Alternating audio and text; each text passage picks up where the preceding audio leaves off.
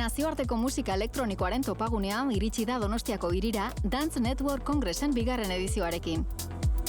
Asteazkenean hasita, kursalen panel profesionalak, mahai inguruak eta formakuntza saioak izango dira 3 egunez.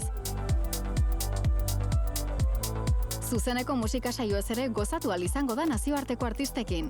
Carl Craig estatubatuarrarekin adibidez. Edo vinilo saio berezi bat Cristian Varela DJ Madrildarraren eskutik.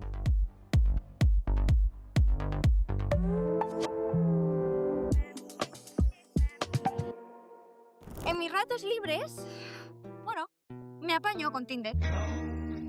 Arriagantzokian 2 emanaldi emango ditu asteburuan sensación térmica antzerkiak. Hace todo como siguiendo un guión. Primero, una serie de preguntas de cajón para una gente... Maite López idazle mexikarraren izen bereko eleberrian oinarritutako lana da. Musikaz beteta, baina baita zarataz eta disonantziaz ere. Esto ha sido por WhatsApp. Es más higiénico. Luziaren istorioa jarraitzen du. Biolentziaz beteriko etxe batetik alde egiteko hiri berri batera joan den neska gazte batena.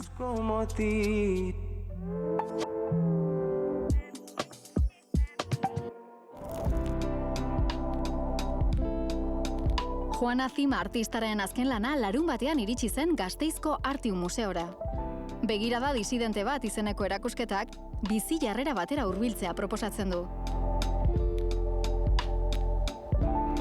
Bere ibilbide biografiko eta geografikoa erakusteaz gain, bestearekiko harreman etika sakona islatzen da, alteritatetik sortua.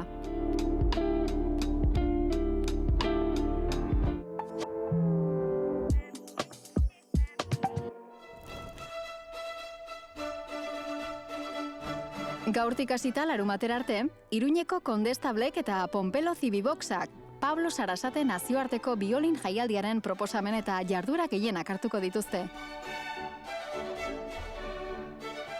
Antolaturiko ekintzen artean, Sarasate el rey del violín dokumentala proiektatuko da. Eta Marlene Ito biolin jole japoniarrak kontzertu eskainiko du Yannick Rafalimananarekin pianoan.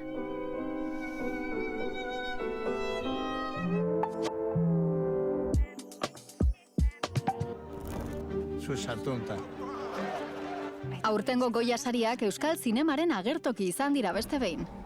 Hori dela eta bertan izendatuta izan diren 3 film primeran plataforman ikusgai izango dira. Jose Mari Goenaga eta Aitor Arregiren Maspalomas fikzioa. Zurekin ondo portatu. Alberto Vázquezen Dekoratua animazioa. Eta Nagore Ezeizaren Zona Wow dokumental laburra.